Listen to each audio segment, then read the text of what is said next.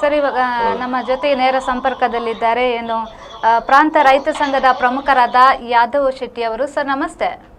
ನಮಸ್ತೆ madam. Sir, ನಿನ್ನೆ ಜಿಲ್ಲಾಧಿಕಾರಿಗಳ ಕಚೇರಿಯಲ್ಲಿ ರೈತರ ಸಭೆ ನಡೆದಿರುವಂತದ್ದು. ಸಭೆಯಲ್ಲಿ ಏನೆಲ್ಲ ಜಿಲ್ಲಾಧಿಕಾರಿಗಳ ಗಮನಕ್ಕೆ ತಂದಿದ್ದೀರಿ ಅಂತ?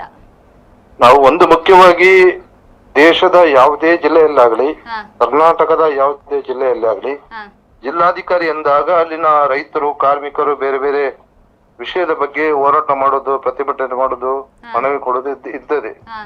ಆದ್ರೆ ದಕ್ಷಿಣ ಕನ್ನಡ ಜಿಲ್ಲೆಯಲ್ಲಿ ಹೊಸ ಜಿಲ್ಲಾಧಿಕಾರಿ ಆದ ನಂತರ ಜಿಲ್ಲಾಧಿಕಾರಿ ಕಚೇರಿ ಎದುರು ಪ್ರತಿಭಟನೆ ಮಾಡುವಂತ ಅವಕಾಶವಿಲ್ಲ. ಇದು ಪ್ರಜಾಪ್ರಭುತ್ವದ ಲಕ್ಷಣ ಅಲ್ಲ ಅಂತ ಒಂದು ಪ್ರಸ್ತಾಪವನ್ನು ಜಿಲ್ಲಾಧಿಕಾರಿ ಅವರು ಮಾಡಿದ್ದೇನೆ.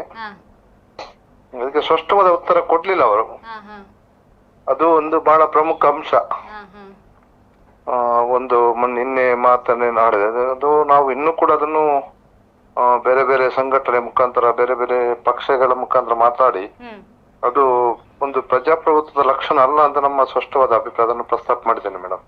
ಯಾದವ್ ಶೆಟ್ಟಿ ಅವರೇ, ಪ್ರಜಾಸೌಧದ ಎದುರು ಪ್ರತಿಭಟನೆ ಮಾಡುವುದಂತೆ ಆದ್ರೆ ಅಲ್ಲಿ ಸ್ಥಳಾವಕಾಶದ ಕೊರತೆ ಉಂಟಾಗ್ಲಿಕ್ಕಿಲ್ಲ ಅಂತ ಕಾಣ್ತದ. ಅದು ನಮ್ಮ ಮಗುವಿಗೆ ಹೆಸರಿಡದಿದ್ದರೆ ಮಗುವುದು ತಪ್ಪಾಗುದಿಲ್ಲ, ತಂದೆ ತಾಯಿದು ತಪ್ಪಾಗ್ತದೆ.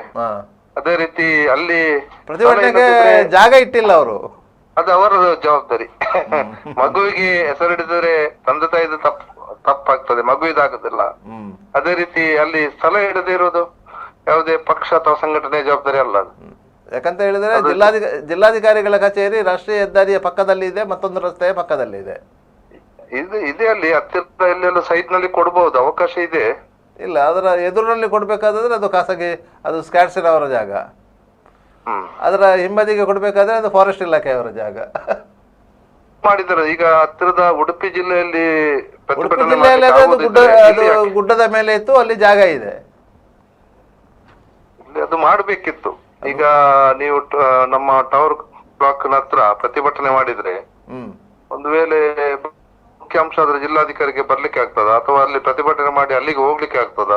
ಅದೊಂದು ಜಿಲ್ಲಾಧಿಕಾರಿಗಳ ಪರವಾಗಿ ತಹಶೀಲ್ದಾರ್ ಆಗ್ಲಿ, ಸಹಾಯಕ ಪ್ರಜಾಪ್ರಭುತ್ವದ ಲಕ್ಷಣ ಅಲ್ಲ ಅಂತ